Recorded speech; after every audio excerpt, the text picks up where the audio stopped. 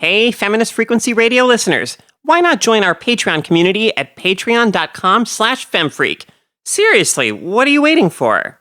It doesn't take long to realize that the notion that Asian people, the Asian community, would speak up and that people would pay attention to what they have to say over the word of a white man is what truly gets these people incandescent with rage, because they have never had to deal with that before and they refuse to learn how to deal with it. It upsets their notion of what the natural order is.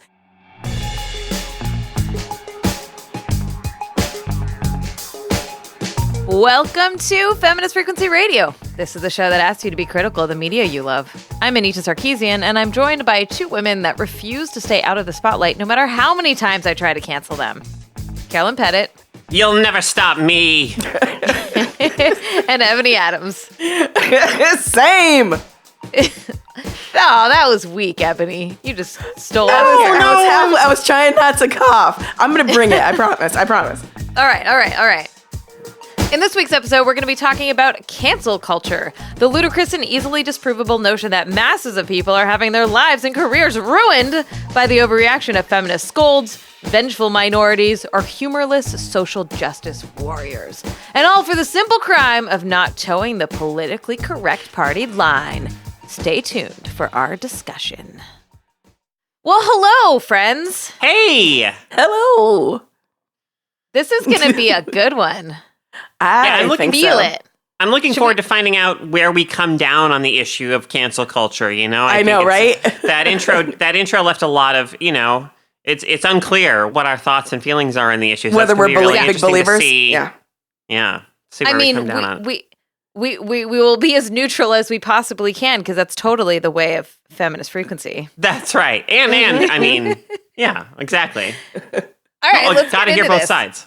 Roman Polanski, Woody Allen, Brett Kavanaugh, Louis C.K., all men who have had their careers completely trashed by the overreaching power of a cancel culture gone mad and never worked again. Ha! That's not true. I'm hearing that all of these men are still rich and are still working, and the child rapist actually just received a top award at the 2019 Venice Film Festival. Cool. So, you've probably heard of the term cancel culture. It's a popular topic these days in newspaper op-eds, Medium posts, or defensive tweets. Maybe you've heard it described as call-out culture or the outrage machine. The idea is, in our modern rush to promote things like racial justice or gender equality, progressives have gone too far. We're ruining lives by sharing unfounded accusations, assigning malicious intent where there is none, or refusing to acknowledge that no one is perfect. And haven't we all worn a little blackface at a Sigma Nu party? Jeez. Anyway, the notion of cancel culture is boogeyman dreamed up by people who have never truly had to reckon with the consequences of their racism, homophobia, misogyny, or other trash behaviors becoming publicly known and publicly condemned. Let's talk about it. Yeah, well, although I kind of feel like we don't need to. Said it all. Thanks for listening, everyone. Have a good week. So I think, okay, let's have some things to start out with. I think that cancel culture and call-out culture are actually a little bit different. Do you agree? Well, I'd be interested. Yeah, I do think there are nuances there, but I think the terms often get used interchangeably. I think it is more likely to be progressives who say, there do need to be more call outs or what we call call ins, like I'm talking to members of my own community and saying like, hey, here's something problematic that I've noted in your theory, your praxis, whatever. Right. But I do think to people on the outside who are not used to being under the spotlight and having to experience consequences, they often use these terms interchangeably. This notion of like, people are getting canceled, they're getting called out, they're being subject to, Tumblr mobs of serious 14-year-olds. Oh my God.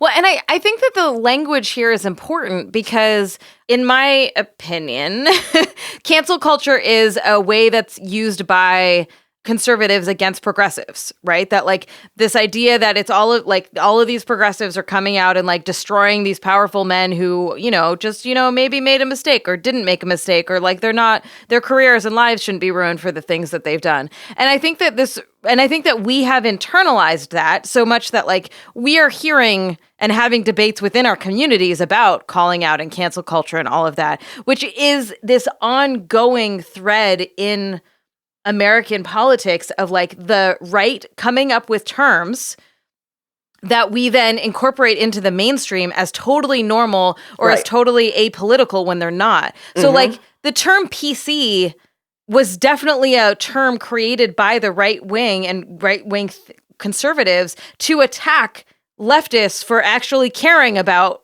the importance of language and words and the effect that they have on people. And there's so many examples of this. Another example is how the term global warming was shifted by conservatives to climate change because it sounds less severe. Right. And they did studies to see what it was that people were reacting to. And so like now we use climate change as the sort of accepted word for global warming, which is the more accurate descriptor of what we're doing to destroy the planet. Mm-hmm. Yeah, I mean, there are definitely instances, like, just to be clear, right? Just to be fair, like, there are definitely instances where some individuals or maybe even small, maybe even groups will, say, say a queer person, someone on the left says something that isn't completely thought through, or that that it maybe has some harmful language in it, or some harmful or some narrow ideas about non-binary people, or what have you. Like, there are definitely times in which some of the conversations that happen in those spaces are maybe a little overly aggressive and don't come from a place of like allowing for or encouraging people to change and grow. And, maybe there is at times an overly knee-jerk reaction to things. But that's not what we're really talking about when we talk about cancel culture, right? When we talk about cancel culture, we are talking about instances in which people marginalized or oppressed, people point out or call out or name things that contribute to a culture that results in their marginalization or oppression, and that's when it's a problem.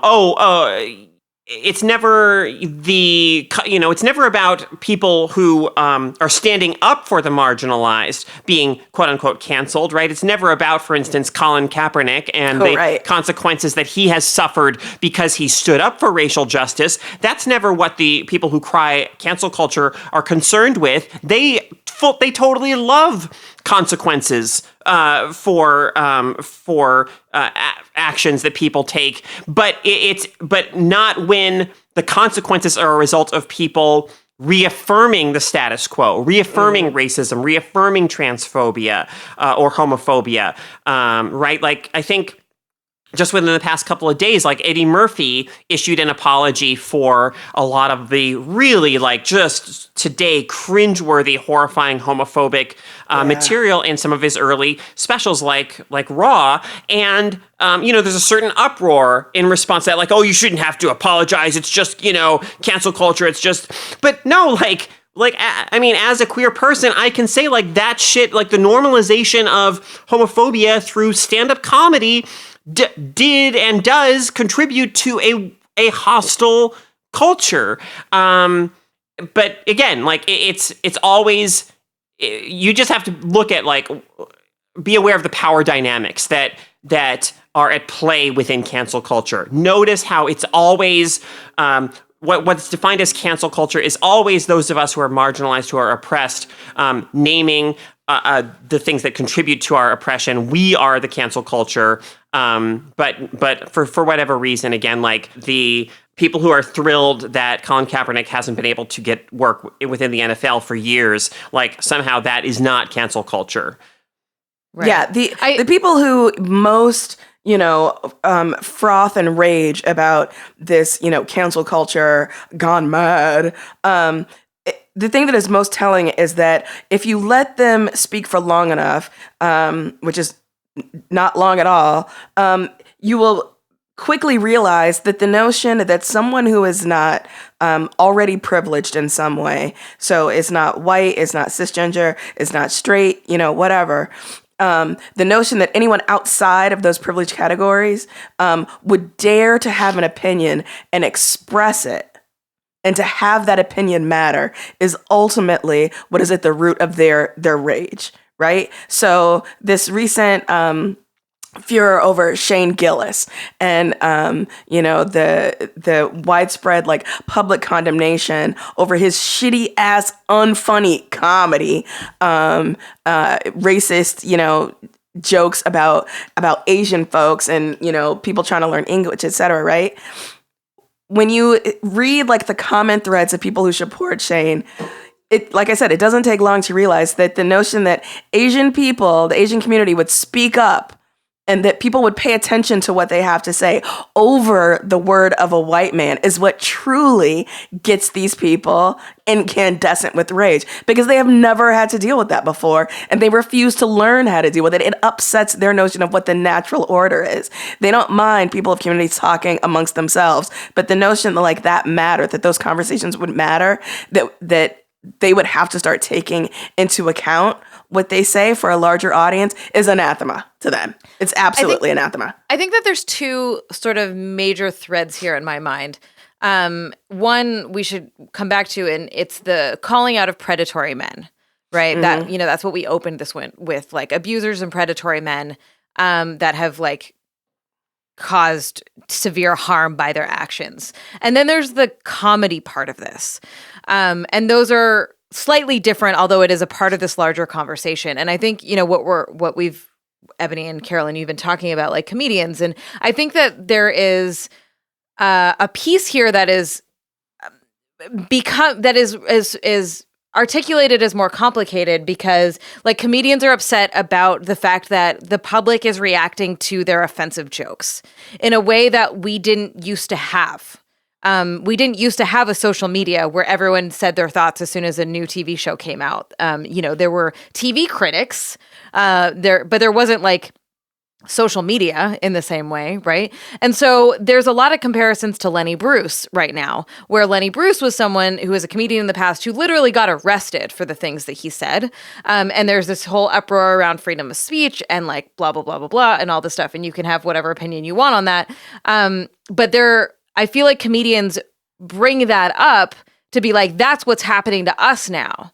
And I think there's a really big difference here between you are being arrested for the words that you're saying versus the public is upset with you. And has decided not to patronize your comedy or buy your music or whatever. Yeah. There's a big difference between those two things, first of all. And then the other thing is that there is a way now that comedians and general sort of celebrities or known figures are being held accountable by an audience who previously did not have a voice and did not have a platform to share that voice. So they're getting all fucking pissed off when people are mad at Dave Chappelle for making jokes about how great it would be to be abused by Michael Jackson, as if that is an okay thing to joke about. And now he has the freedom to do that, just as we have the freedom to be fuck you. You're done to me. Right? Or you crossed all these lines with your transphobic and your oppressive humor, all of this other oppressive comedy. And there's lots of comedians that do that because their whole idea is that we push boundaries and this and that and what have you. But how many, we could probably name a bunch of comedians that I think push boundaries and do really funny things that's not at the expense of others, right? That's not at the expense of marginalized folks, at least, right? That's not throwing rocks down or punching down, but rather punching up. And so there are ways to do it. It's just these folks feel really old school. They lock down and they they defend one another and they come out in favor of one another to be the ultimate arbiter here is freedom of speech, as opposed to any kind of moral or ethical perspective on what you're doing.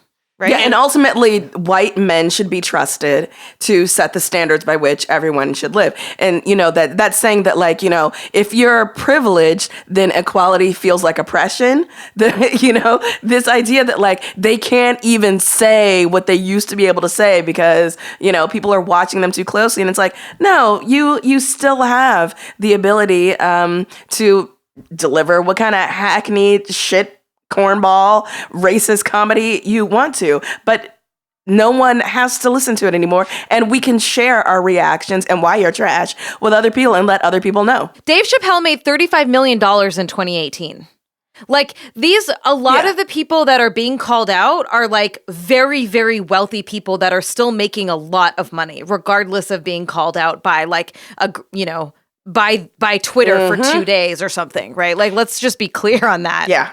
Yeah, Netflix will gladly post your comedy special called Triggered or, whatever. And also, like, what's so interesting about this to me is the way that, and this is something that certainly with feminist frequency, I've been aware of and thought about a lot that goes back for years, is that a lot of the people who are so quick to fling around accusations of, oh, that's cancel culture, like, consider themselves defenders of free speech, but they never accommodate or make room for criticism, as itself an expression of free speech, right? I mean, when the Tropes videos were being released initially, right? So many people would call them efforts at censorship, right? As if, and it's like, no, game developers, game studios, whatever, can put out whatever misogynistic garbage they want. Like, we can't stop them, and we're not trying to create government regulations that prevent them from doing that, but we have every right to criticize and to voice our thoughts and to maybe try to nudge the culture in what we view to be a better direction. Cancel culture is just kind of a new term for a new way of, I think, framing the idea that, in a way, that criticism equals censorship, which is just fundamentally wrong. It's just fundamentally wrong. Ultimately, the call-outs are about challenging power. And that is what progressive social justice movements are about. And so it's not like we can have, and we could right now have a more in-depth conversation about what it means to call out and call in and like the pros and cons and blah, blah, blah. Like, I think that is a somewhat complicated issue that we could talk about with a little bit of nuance. But at the end of the day, we are calling out exploitation of power. And I think that, like, anyone who, like, the people who are coming up with the terms cancel culture and who are defending anyone against that out of fear of losing their own power is a part of the problem. And it's not to say that, like, we shouldn't be careful and we shouldn't be cautious and strategic about how and why and when and what we're talking about and all of that kind of stuff. But, like, these are people who have, not these people, but, like, generally speaking, people who have been in power for a long time have been abusing that power and there have never been mechanisms for identifying or calling that out or making any changes towards creating any kind of I don't even want to go as far as saying equity here, but, like, Brett Kavanaugh still got put on the Supreme Court after all of that. Yes. After we had Clarence Thomas, like, so you could be like, okay, well, Anita Hill in 90-something, 91, I don't remember what year that was. We didn't have the same social mechanisms to rally, but literally the exact same thing is happening, and he still made it onto the Supreme Court. So, like, it's not like we have all of this power now because we can, like, start a tweet storm of some sort. You know what I mean? Like, it is this completely, it is a completely asymmetric thinking in terms of who holds the power here. Right. Okay, first, did you say Thomas Clarence and not Clarence Thomas? Shit! I did. Sorry. Rob, I order you to keep that in. Okay. Sorry, everyone. But also, I'm an idiot. Thank you, Anita, for bringing that up, because this is what gets me. We're supposed to believe that cancel culture exists, and yet it's real hard for me to identify anyone who's been canceled, whose life has been actually materially affected by online conversations about their problematic behavior, beliefs, etc. Right? So when you think about people like Louis C.K. or, Brett Kavanaugh, these are people with like whose malicious actions have been verified, and yet nevertheless, one of these people is now in the highest court in the land. Louis C.K. went away for 6 months and is now back to performing in comedy clubs. The man is still very rich, still performing, still also, has these people are so huge... rich. They're so rich that they could live off of the interest in their bank accounts. Okay, so like seriously. But they aren't even doing that. They continue to thrust themselves, and I apologize for the visual. Jesus. But continue to thrust themselves upon our attention, right? Like, if cancel culture is real, why won't none of y'all assholes actually get and stay canceled? Why do we still have to hear and see you about it all the time? I mean, Carol brought up Colin Kaepernick. Like, this is a man whose livelihood, yes, he is still not working. Because the forces that be at play in American culture, but also in the NFL, have decreed that there will be consequences for his free speech, right? And yet no one brings him up when they talk about cancel culture. They talk about people like, Shane Gillis or what's his name, Anthony from the, Opie and Andy show or whatever, like these guys who ultimately have been able to, expound and distribute and disseminate like the most just radically status quo bullshit for years and years and years. And they cannot stand the notion that they can't continue to occupy a place on the pedestal in pop culture. The people are finally like, no, we're not interested anymore. Yeah, I mean, I think what Anita was saying about the asymmetrical thinking or framing is absolutely right. I mean, the outcry around cancel culture is meant to paint those of us who are marginalized or oppressed and who do sometimes speak out against the things that contribute to that, like meant to create an image of us as the tyrants, as the ones with the oppressive power to cancel anything, to end, to do that sort of thing, But we're not. We are the ones speaking up about our oppression and about our marginalization. Like, we remain oppressed and marginalized, right? We are not the ones in power. We are not some tyrannical body or force that is going around deeming like who and what is acceptable and can be viable or profitable in this society. Like, we're just trying to speak out about the forces that contribute to our own marginalization. I was thinking about how like when Me Too started, or like the moment in which lots of people felt more empowered to come forward about abuse of men in power, that like all of these dudes were like, oh no, am I next? And like, and and we've been having that movement happen in the games industry right now, and like, there is that kind of sentiment where men are fearful that they're going to be the next one who's canceled. And I'm like, well, what did you do? Right. Like, what did you do that you feel that way? And they're like, well, they could maybe, I don't know, but I don't nothing. I didn't do anything. But like, you never know what the people are gonna. And I'm like, yeah, and that is highly disturbing that like there is now that the people who ultimately hold at least some type of power are like afraid of the sort of vigilante justice that's coming from these people who are super underrepresented and oppressed ultimately. I don't have a big point there other than like, fuck you if you think that way. And also, if you did something wrong, maybe you should try to remedy that harm now, right? Yeah, like get in front of it and do it. I think part of me bringing that up is I think the other component of this, as you mentioned, Ebony, is the sort of call in, call out. But can people actually get called out and then like work to do better? And I believe fundamentally in like my soul of souls that people are redeemable and that we are complex humans and that harm can happen and that we can work to be better.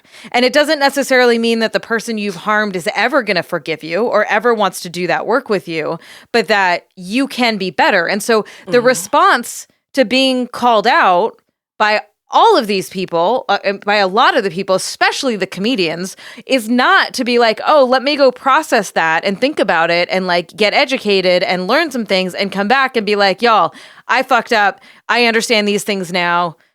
Like, I'm going to do better moving forward. It's literally doubling down and making jokes about and like continuing that process. And I think that's the difference here is we don't have good models for how to do that well. I don't remember this very specifically, but wasn't Dan Harmon called out by one of the writers on Community and then they had like a public dialogue about it? Or that there was some kind of like, it was handled a little bit differently than I think some of the other call outs were at that time. But I don't think we have any good public reference for any kind of transformative justice work here or any kind of actual space for growth. And that's partly because a lot of these men are unwilling to do that work, and partly because you need a significant amount of time for that work to happen. You got to go through the phases of it, right? Yeah. But gosh, I would love it if instead of comedians being called out and then the next thing we get is some bullshit, comedy special called Triggered from them on Netflix where they just double down on everything that they were called out for. I would love it if we started to see like truly reflective, progressive, like new work that is reflective of the growth that they have had to do as people in the wake of being called out. Like that would be huge, right? But we're not there apparently. I was thinking about how like the word triggered, like we get made fun of for that a lot, but like how fucking awesome is it that we have a like general understanding that people are complex and have emotions and feelings and reactions, and maybe we can create a space where we value and respect that. Well, that's what progressives think, but apparently that's, crazy talk if you're a conservative right-wing blowhard and the rest of us are just snowflakes. Although, I mean, which is in its own way very funny because, of course, the people who berate those of us on the left for being snowflakes or whatever, I mean, they absolutely, flip the fuck out over things all the time. It's just that those things are deemed like acceptable and right to get upset about, to get worked up about, to get angry or outraged about, whereas the things that we get outraged about or criticize or call out or condemn are make us snowflake pansies or whatever. Right. Yeah. Wow. That was a thing. A big. I feel like I don't know how much more I have in me. Yeah, well, I mean, I think, I think we're all basically coming from the same position here, which is that call-out culture, largely bullshit. So, there you have it. Yeah. All right, I think that's a good place to wrap up. Amazing. Let's take a quick break. Hey, Feminist Frequency Radio listeners. We'd love to have you join our Patreon community. Hop on over to patreon.com/femfreak. Do it now! What's your freak out? Now it's time to talk about what's been thrilling us, moving us, upsetting us, or infuriating us this past week. Ebony? Yeah, How are your nothing. feelings? You got My nothing? feelings are great, but I got nothing. The thing that I'm freaking out about is a tweet I saw this morning from writer Kristen Arnett, who's hilarious. Y'all should follow her on Twitter. She's at Kristen_Arnett. And she tweeted, "The Lyft driver asked if I liked candy, and when I said yes, handed me one circus peanut." I lost my mind laughing at that. I literally, I couldn't breathe for a minute. So that's my freak out for the week. I got nothing else for you. I'm kind of stuck at the saying yes to liking candy from a driver. I don't know. I've been in a lot of lifts where they have it's wrapped candy, but little Starburst or whatever. Yeah, true. I like it sometimes. But anyways, I don't know. handed me one circus peanuts. Kristen, by the way, is the author of a book I cannot wait to read called Mostly Dead Things, which is funny and dark and macabre and set in Florida, and it's got weird people in it, and I can't wait to read it. It's apparently amazing. Cool. Yeah. Carolyn? Yeah, hey, so, speaking of books, you know who I really like to take literary advice from, is not the Pulitzer Prize Committee, although the book I'm about to talk about did win the Pulitzer Prize. It's not, amazing authors like Barbara Kingsolver in the New York Times Book Review, although Barbara Kingsolver for the New York Times Book Review did write a very, very glowing review of this book. It's my man Keanu Reeves. I was watching a YouTube video recently, and one of the questions they asked him was, they were like, "Hey, you're a big literature buff. What are some books you recommend?" And the book he recommended is a novel called The Overstory by Richard Powers, and I'm still reading it, so I'm kind of approaching the end, but I haven't finished it yet. But it is a remarkable novel that is it's hard to sum up because it is a kind of epic novel that weaves together many narrative strands. But I will say that it focuses primarily on a group of kind of what you might call nature activists in the late 1990s, maybe up to say about the present day. People who do things like live up in trees that have been marked to be cut. Right, it's very much about the timber economic kind of timber wars and things like that. But it is it's a remarkable novel that. It really makes you think about trees differently, and it makes you see trees differently. Like, it makes you think about how time passes differently for trees than it does for us humans. It's a really remarkable book to be reading right now as in the midst of, say, the climate strike and all just as our cultural conversation about just how radical we need to change our lives in order to save the future of the human race, how pressing and urgent that need is. Like, there's at one point in the Overstory, one character says to another character about like they're trying to figure out why, how do they get more support or whatever for their efforts to save all these trees that have been marked by timber companies that are just tearing down just trees at a tremendous rate. Like, one character says, well, all the studies in the world aren't going to change people's minds. The only thing that will do that is a good story. And interestingly, and I think, our work certainly kind of bears that out. We know the power of stories. And interestingly, the Overstory is itself a story that is trying to convince people that, hey, we really need to change the way we live our lives. But not, but it doesn't do that at the expense of great storytelling. Like, its characters are remarkable. The writing is remarkable. The story it tells is remarkable. So, I highly recommend The Overstory by Richard Powers. It's really great. Cool. Right on, Carol, and right on Keanu Reeves. Yeah. We haven't talked about Keanu in so long. I know. Has had to get in a mention, yeah. It's about time. So I mentioned on the bonus last week that my freak out this week would be related to why I watched The Fate of the Furious again for a second time. Oh, you'd seen it before. I didn't realize I had seen it before until I started watching it. It was like, I've seen this, because you don't forget Charlize Theron with shitty white person blonde dreads. But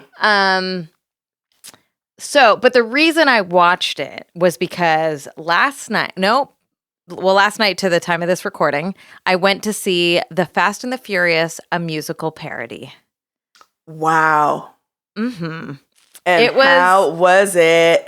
It was delightful. It was quite good. I think it plays semi-regularly in LA. So if you are a local, you should check it out. It is a parody of mostly that first of the Fate of the Furious movie for part of it. And then at intermission, you're like, what could they possibly do next? And then you realize so much. They could do so much next. So it's very funny. I think it's I would give it a solid B+, A- even. There's some songs that were about being archetypal characters that were really amusing. And if you've ever watched The Fast and the Furious, family is the most important thing to Dom. Everything he does is motivated by his family. And so that's also a very entertaining through line in the musical as well.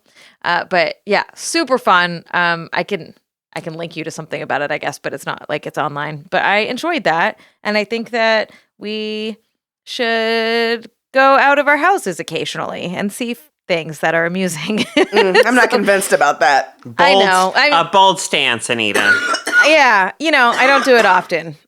But there you have it. The Fast and the Furious, a musical parody, which is very in line with the Top Gun Live and Point Break Live that I have talked about in the past. Apparently, this is a thing I do now, which I didn't realize. But, hit me up about your favorite TV movie live parodies. musical versions of things. Yeah, exactly.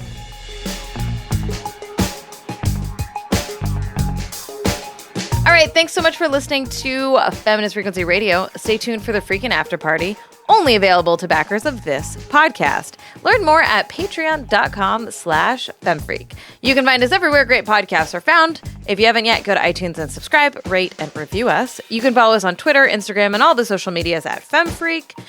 And big thanks to our engineer, Rob Para, Sarah Norales, who provides technical support, artwork by Jamie Varon, and our intro music is by Phil Circus. Join us next week for another feminist dive into popular culture. Yeah. Later. Bye.